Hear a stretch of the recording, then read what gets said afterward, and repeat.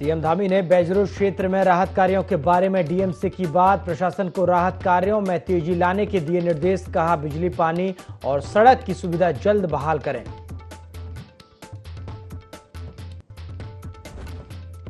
चारधाम यात्रा पर अब केंद्र की निगरानी। गृह मंत्रालय को रोज भेजनी होगी रिपोर्ट। यात्रा प्रबंधन की रणनीति बनाने के लिए कमेटी के गठन के भी दिए निर्देश।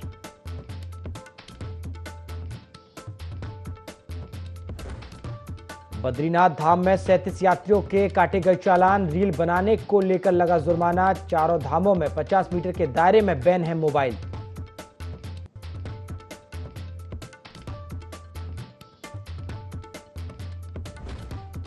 रुद्रप्रयाग के तिलवाड़ा मार्ग पर देर रात हुआ हादसा। ट्रक दुर्घटनाग्रस्त होकर नदी में गिरा। एक की मौत जबकि 2 घायलों का निजी अस्पताल में चल रहा है इलाज।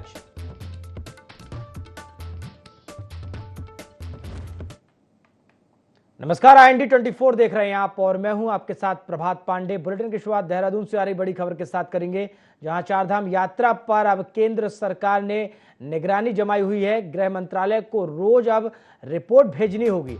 यात्रा प्रबंधन की रणनीति बनाने के लिए कमेटी के गठन के निर्देश भी दिए गए हैं।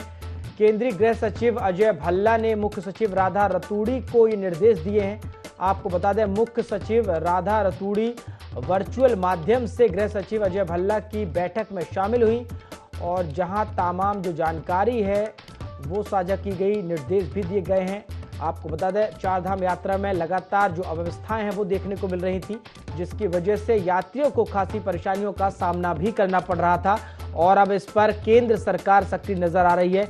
केंद्र सरकार ने एक्शन लिया है और लगातार अब जो केंद्र सरकार है वो निगरानी बनाए हुए है। साथ ही साथ गृह मंत्रालय को अब रोज यात्रा की जो रिपोर्ट है वो भेजनी होगी। साथ ही साथ यात्रा प्रबंधन की रणनीति बनाने के लिए कमेटी के गठन के निर्देश भी दिए गए हैं।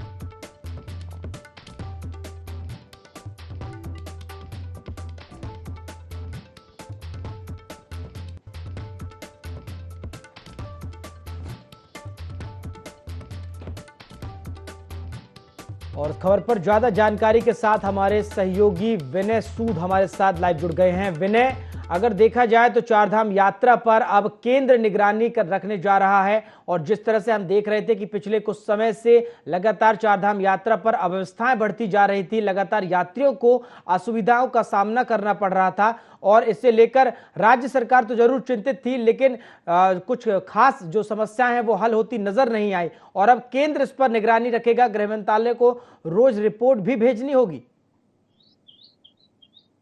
जी प्रभात, बिल्कुल। देखिए, जैसे कि आपको बता दें कि जो चारधाम यात्रा है वो सुचारू रूप से अभी चल रही है और यहाँ पर जिस तरीके से जो बड़ी संख्या में श्रद्धालु इस दौरान पहुंच रहे हैं, उनको लेकर के लगातार सरकार का प्रयास यही है कि उनको हर सुविधा जो है चारधाम यात्रा के दौरान उपलब्ध कराई जा सके। तो किसी भी तरीके की असुविधा जो है उनको ना हो, तो इसको लेकर के अब केंद्र ने भी जो है यहाँ पर मॉनिटरिंग करनी शुरू कर दी है और एक जिस तरह से केंद्रीय सचिव गृह है अमित भल्ला, अजय भल्ला, अजय भल्ला, उन्होंने भी यहाँ पर मुख्य सचिव को वर्चुअल माध्यम से जो है बैठक ली है उनसे और उनको जो है जरूरी दिशा निर्देश इस दौरान उन्होंने दिए हैं कि जो चारधाम यात्रा चल रही है इसकी रिपोर्ट जो रोज है वो यहाँ पर केंद्रीय मंत्रालय को उनको देनी होगी। तो इसको लेकर के यहाँ पर पूरी तरह से देखा जा सकता है कि केंद्र सरकार भी जो है यहाँ पर चारधाम यात्रा को लेकर किस तरीके से लगातार अब मॉनिटरिंग करनी उन्होंने शुरू कर दी है और इसको लेकर राज्य सरकार तो प्रयासरत है ही, क्योंकि जिस तरह से सीएम धामी खुद यात्रा में जाकर के यात्रियों से मुलाकात कर रहे हैं, स्थलीय निरीक्षण इस दौरान कर रहे हैं, यहाँ पर जो श्रद्धालु है उनसे बात कर रहे हैं, किसी भी तरीके की कोई असुविधा उनको ना हो, इसको लेकर के तमाम जो प्रयास है वो उत्तराखंड सरकार द्वारा किए जा रहे हैं। तो ऐसे में देखा जा सकता है कि पूरी तैयारियों में जिस तरह से उत्तराखंड सरकार यहाँ पर लगी हुई है कि जो सुगम यात्रा है वो यहाँ पर चारधाम यात्रियों की हो सके, इसके लिए अब केंद्र से भी जो है मॉनिटरिंग की जा रही है। जी बिल्कुल विनुस, अगर देखा जाए तो लोग जो यात्रा है इससे पहले राज्य सरकार जो है लगातार वो दावे करती आ रही थी कि बेहतर व्यवस्थाएं की गई हैं इस बार यात्रियों के लिए, लेकिन जिस तरह से अव्यवस्थाएं फैली, लगातार विपक्ष भी अगर बात करें तो आरोप लगाता रहा कि लोगों को असुविधाएं हो रही हैं, सरकार ने सुविधाओं के बेहतर इंतजाम नहीं किए हैं यात्रा को लेकर। और अब जिस तरह से केंद्र ने इस पर आदेश जारी किया है, निर्देश जारी किए गए हैं, निगरानी की बात भी कही जा रही है, रिपोर्ट सौंपी जाएगी, साथ ही साथ कहा जा रहा है, क्या ये माना जाए कि जो व्यवस्थाएं की जानी चाहिए थी या जो व्यवस्थाएं हुई हैं वो पर्याप्त नहीं थी, जिससे लोगों को खासी परेशानियों का अब सामना भी करना पड़ रहा है?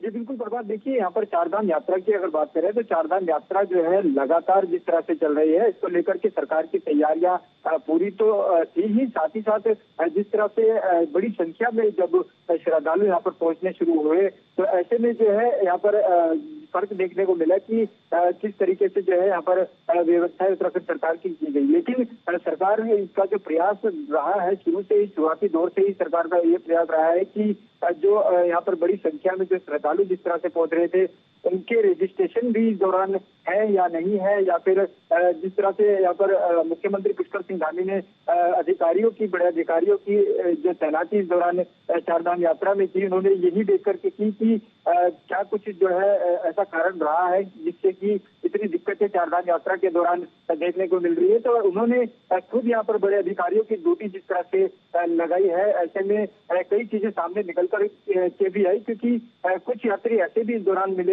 यहाँ पर जो है चारधाम यात्रा के दौरान जिनके पास रजिस्ट्रेशन ही नहीं था। तो ऐसे यात्रियों को जो है फिर यहाँ पर रोका गया, उनसे जो है यहाँ पर पूछताछ की गई रजिस्ट्रेशन को लेकर के। तो तमाम जो व्यवस्थाएं थी वो उत्तराखंड सरकार की चारधाम यात्रा को लेकर के यहाँ पर लगातार बनी रही है। ऐसे में विपक्ष की अगर बात करें तो विपक्ष लगातार शुरू से ही हमलावर रहा है चारधाम यात्रा को लेकर के, क्योंकि उन्होंने जिस तरीके से यहाँ पर सरकार को घेरते हुए नजर आए हैं कि कोई भी व्यवस्था जो है इस दौरान नहीं की गई है चारधाम यात्रा को लेकर के। लेकिन जो यहाँ पर सरकार है, खुद मुख्यमंत्री यहाँ पर मोर्चा संभाले हुए है और अब केंद्र की भी अगर बात करें तो केंद्र से भी जो है इस पर मॉनिटरिंग की जाएगी। तो देखा जा सकता है कि पूरी तैयारियों में जिस तरह से शुरू से ही सीएम धामी यहाँ पर लगे थे चारधाम यात्रा को लेकर के, उत्तराखंड सरकार जो है लगातार यहाँ पर इन सब चीजों को ध्यान में रखते हुए तैयारी कर रही थी। तो अब जो है यहाँ पर स्थिति फिलहाल जो है यहाँ पर नॉर्मल है और जो व्यवस्थाएं हैं वो सुचारू रूप से की गई हैं। जी बिल्कुल विनय, अगर देखा जाए तो जिस तरह से केंद्र अब इस पर पूरा एक्शन लेते हुए नजर आ रहा है, क्या राज्य सरकार कोई बड़ा और ठोस कदम उठा सकती है? कुछ कड़े निर्णय लिए जा सकते हैं यात्रा को लेकर? जी बिल्कुल, देखिए प्रभात, 6 महीने की जो चारधाम यात्रा चलती है तो ऐसे में लगातार सरकार का पूरा फोकस चारधाम यात्रा पर ही रहता है। अब ऐसे में देखा जा सकता है कि जो यहाँ से केंद्र से जो है अब मॉनिटरिंग भी इस दौरान की जाएगी, तो उसको लेकर के भी राज्य सरकार पूरी तरह से तैयार है। और जिस तरह से यहाँ पे रिपोर्ट देने की जो बात की गई है उत्तराखंड में चारधाम यात्रा को लेकर के जो रिपोर्ट मंत्रालय को जाएगी, तो उसके लिए भी यहाँ पर सीएम धामी पूरी तरह से तैयार है। और जो रिपोर्ट होगी यहाँ पर डेली एडमिशन की, डेली चारधाम यात्रियों की उनकी व्यवस्थाओं की, तो उसको लेकर के जो है अब उत्तराखंड सरकार पूरी तरह से तैयार यहाँ पर दिखाई दे रही है। क्योंकि जिस तरह से बड़ी संख्या में जो श्रद्धालु चारधाम यात्रा में पहुंच रहे हैं उनको किसी भी तरीके की असुविधा ना हो, इसके लिए अब केंद्र भी यहाँ पर जो है सामने खड़ा है। और केंद्र ने भी पूरी तैयारी इस दौरान यहाँ पर की है कि एसडीआरएफ की जो तैनाती है वो भी इस दौरान यहाँ पर की जा सकती है। क्योंकि जिस तरह से बड़ी संख्या में श्रद्धालु चारधाम यात्रा का रुख कर रहे हैं, ये काफी महत्वपूर्ण जो है इस दौरान देखा जा रहा है। पिछले वर्ष की अगर बात करें तो पिछले वर्ष की बात ही इस वर्ष जो है यहाँ पर बड़ी संख्या में श्रद्धालु पहुंचते हुए नजर आ रहे हैं। जी बिल्कुल विनय, व्यवस्थाएं की गई थी लेकिन किसी न किसी तरह से बढ़ती भीड़ के कारण, अधिक संख्या में श्रद्धालुओं के पहुंच के कारण तमाम अव्यवस्थाएं भी फैली। और अब इन्हीं अव्यवस्थाओं को लेकर जो केंद्र सरकार है वो एक्टिव नजर आ रही है और अब गृह मंत्रालय को रिपोर्ट भी डेली भेजनी होगी। फिलहाल विनय, शुक्रिया आपका हमारे साथ जुड़ने के लिए, जानकारी साझा करने के लिए। चलिए खबरों में आगे बढ़ते हैं। सीएम पुष्कर सिंह धामी ने मध्य प्रदेश के ग्वालियर पहुंचकर केंद्रीय मंत्री ज्योतिरादित्य सिंधिया की माताजी को श्रद्धांजलि दी। इस दौरान सीएम धामी ने कहा कि स्वर्गीय माधवी राजू सिंधिया जीवन पर्यंत सामाजिक और सांस्कृतिक उत्थान के लिए समर्पित रहीं। वहीं उन्होंने ईश्वर से ज्योतिरादित्य सिंधिया और उनके परिवारजनों को ये असीम कष्ट सहने की शक्ति प्रदान करने की कामना भी की।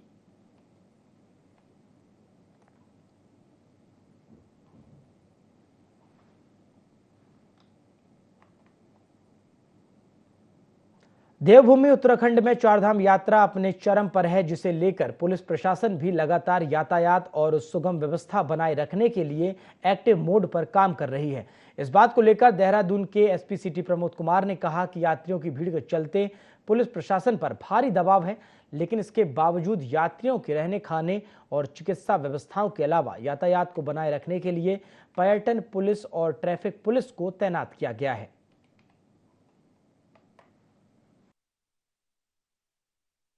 तकरीबन 2 हफ्ते हो गए हमारी चारधाम यात्रा शुरू हो चुकी है और इस टाइम यात्रियों का भी काफ़ी प्रेशर है।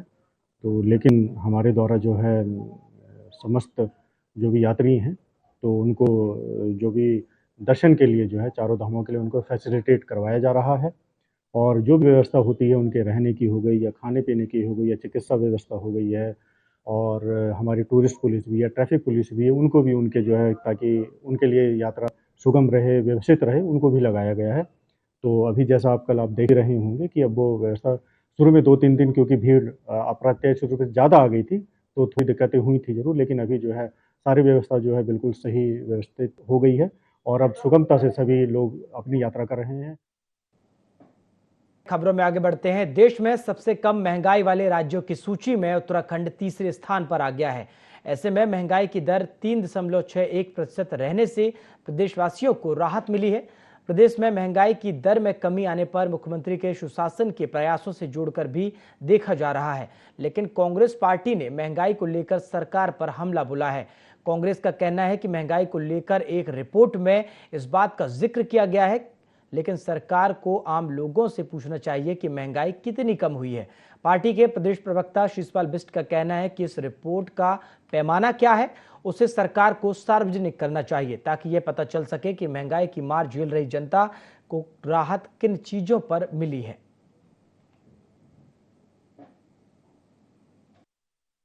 सरकार कह रही है कि जो है उसने महंगाई पर नियंत्रण कर दिया है, ऐसी एक रिपोर्ट आई है, लेकिन आम लोगों से पूछिए ना कि महंगाई कितनी कम हुई है, आखिर उस रिपोर्ट का आधार क्या है। आप देखिए कि रोजमर्रा की जो खाद्यान्न वस्तुएं हैं उनके दाम तो आसमान छू है। आप आटे का बताइए, चावल बताइए, मसाले, दाल या दूध, दही, घी या बच्चों की पढ़ाई की जो चीजें हैं, रबड़, कटर, पेंसिल, कॉपी, किताब या पढ़ाई, शिक्षा, सब तो महंगी है। तो सस्ता क्या हुआ है और ये रिपोर्ट किस आधार पे है, इसका पैमाना क्या है, वो भी जो है सार्वजनिक किया जाना चाहिए। आखिर पता तो लगे कि जो है महंगाई की मार झेल रही जनता को जो है राहत किसमें मिली है। और अगर रिपोर्ट इन चीजों पर कुछ स्पष्ट नहीं कर रही है तो निश्चित तौर पर ये रिपोर्ट जो है आश्चर्यजनक है।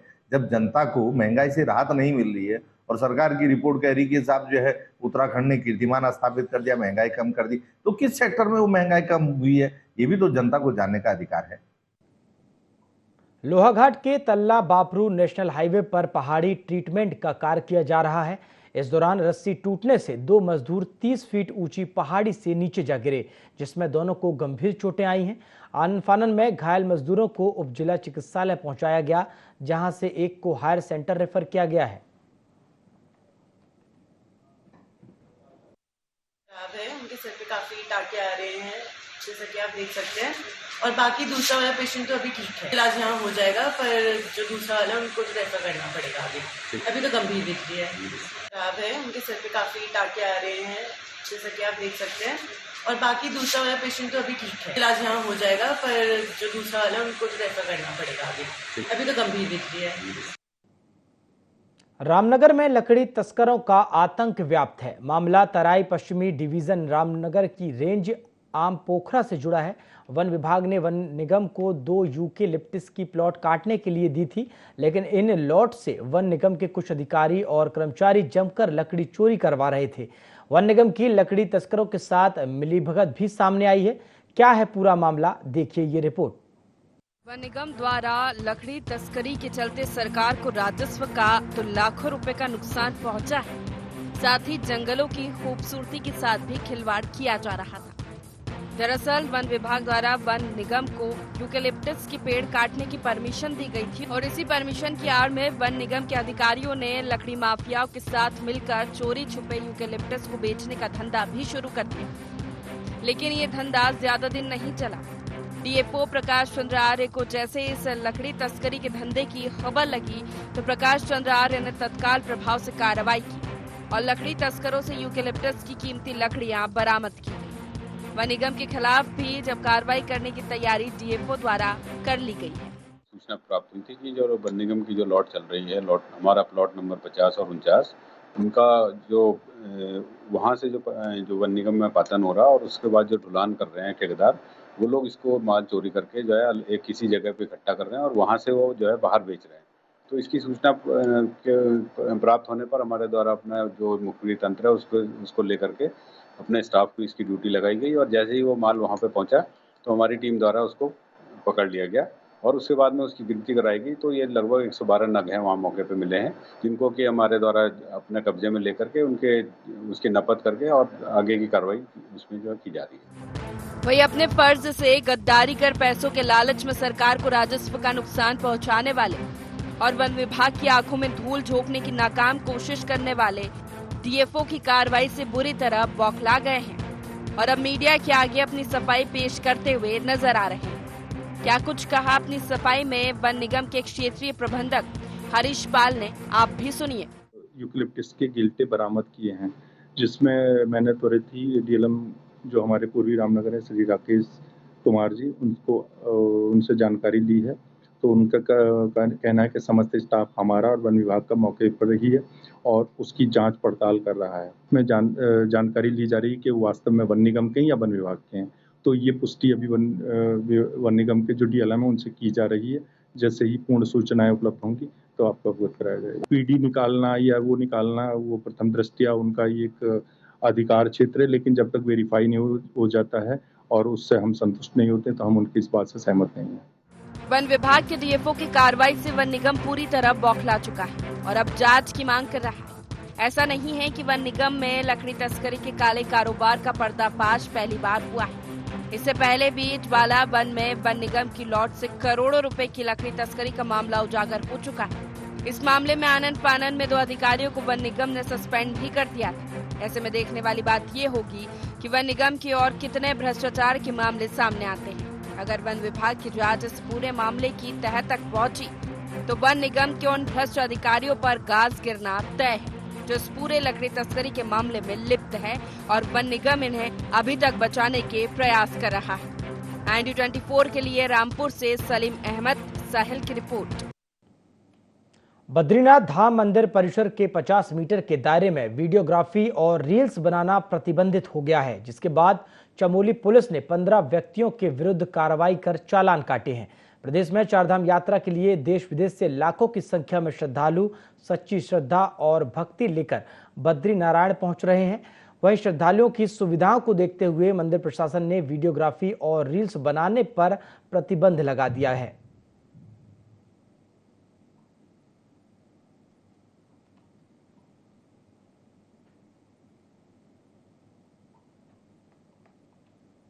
मलन बस्ती मामले को लेकर कांग्रेस ने नगर निगम में प्रदर्शन कर सरकार से नियमितीकरण के साथ ही स्थायी तौर पर व्यवस्था की मांग की है। इसको लेकर भाजपा ने कांग्रेस पर कटाक्ष किया। भाजपा प्रदेश प्रवक्ता विपिन कैंथोला ने कहा कि कांग्रेस केवल राजनीति तलाशने का काम करती है, जबकि भाजपा ने मलन बस्ती मामले में 3 बार अध्यादेश लाया। उन्होंने कहा कि मलन बस्तियों को उजड़ने नहीं दिया जाएगा, इसके लिए सरकार काम कर रही है। दरअसल MDDA नगर निगम देहरादून व नगर पालिका परिषद मसूरी द्वारा 500 से ज्यादा मलिन बस्तियों में रहने वाले लोगों को नोटिस दिए हैं।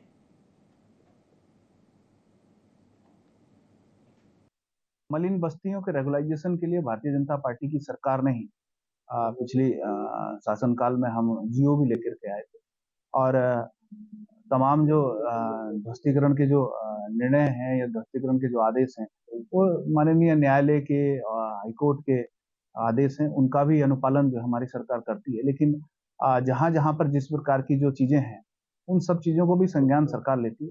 किसी भी व्यक्ति का हित खराब ना हो, उसको पूरा समय और पूरा जो प्रार्थना उनकी रहती है, प्रार्थना पत्र उनके रहते हैं, उनका भी संज्ञान सरकार लेती है। इस प्रकार की चीजें कोई आएंगी तो निश्चित रूप से सरकार उसका संज्ञान भी लेगी और जो आदेश हैं माननीय न्यायालय का उनका भी हम सम्मान करते हैं। तो निश्चित रूप से सभी चीजों को देख करके समांतर रास्ता सरकार आने वाले भविष्य में निकालेगी। केदारनाथ धाम में यात्रियों से भरे हेलीकॉप्टर की इमरजेंसी लैंडिंग करानी पड़ी। तकनीकी खराबी के चलते इमरजेंसी लैंडिंग कराई गई। सभी यात्री सिरसी हेलीपैड से केदारनाथ धाम आ रहे थे। वहीं पायलट की सूझबूझ से बड़ा हादसा होने से टला है।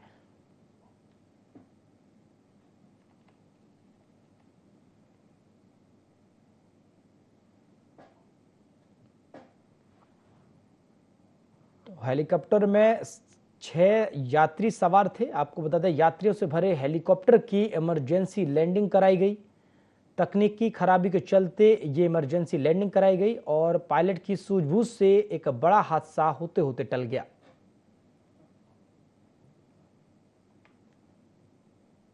खटीमा में मुस्लिम समुदाय ने एसडीएम खटीमा और मुख्यमंत्री को संबोधित कर ज्ञापन दिया, जिसमें जामा मस्जिद खटीमा में वक्फ बोर्ड के प्रशासक कामिल खान पर मस्जिद की दुकानों को बेचने और चंदा किराया वक्फ बोर्ड की कमेटी के खाते में न जमा कराकर नकल लेन देन करने को लेकर आरोप लगाए हैं। वहीं वक्फ बोर्ड की अनुमति न होने पर भी लगातार अनियमितताएं सामने आ रही हैं। बता दें कि इस मामले में उप जिलाधिकारी रविंद्र बिष्ट ने जानकारी देते हुए बताया कि शिकायत के बाद मामले की जांच पड़ताल की जा रही है।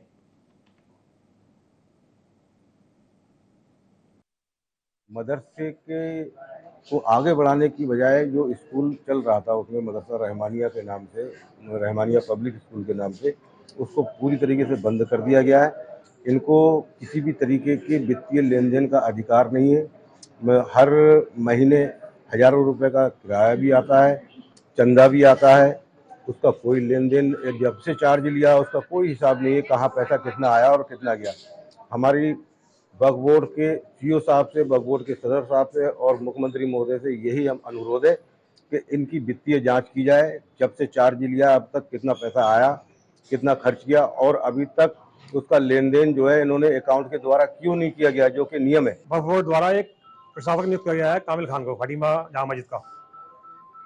वहाँ पर वित्तीय अनियमितताएं लगातार की जा रही हैं। पूर्व में भी वहाँ पर जो चंदा किया जा रहा है और जो दुकानों से किराया आ रहा है वो कागज जमा नहीं हो रहा है। सारा का सारा पैसा लेन देन नगद हो रहा है। पहले तो वो भी गलत है। दूसरा काम उन्होंने ये किया है कि वहाँ पर एक दुकान थी, दुकान नंबर 25, जो कि राकेश कुमार मोहनलाल जी के नाम से दर्ज है वक्फ बोर्ड में, उसका खोड़-फोड़ किया गया है। उसको जो है इन्होंने प्रशासक महोदय ने अपने वित्तीय और अन्य अधिकारों के क्षेत्र से बाहर जाते हुए उस दुकान को किसी गुप्ता जी को जो है ट्रांसफर किया है, जो कि नियम विरुद्ध है। हमारी यही मांग है वक्फ बोर्ड से कि वो उस दुकान में अविलंब ताले डाले जाए और जो है इन पर अविलंब जो है कार्रवाई की जाए। शिकायत मेरे पास अभी आई है, इसलिए जांच का विषय है कि क्या वास्तव में ये सही है कि या गलत है। उनका कहना है कि प्रशासक जो अभी यहाँ पर हैं उनके द्वारा जामा मस्जिद की किसी दुकान को किसी और को ट्रांसफ़र किया गया है। ये अब जांच का विषय देखेंगे कि वास्तव में क्या उसके द्वारा ट्रांसफ़र किया। अगर बिना अनुमति के वो सीईओ वक्फ बोर्ड की अनुमति के बिना अगर ट्रांसफ़र किया तो नियम साहब उसके खिलाफ कार्रवाई।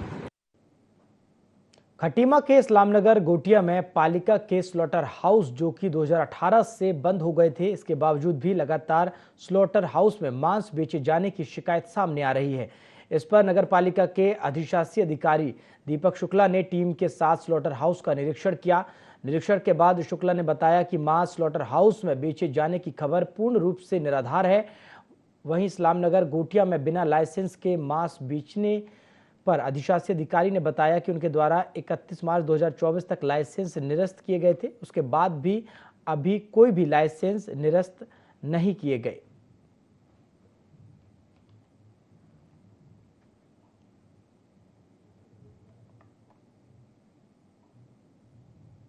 बुलेटिन में फिलहाल इतना ही। देश और दुनिया की तमाम खबरों के लिए आप देखते रहिए IND 24। नमस्कार।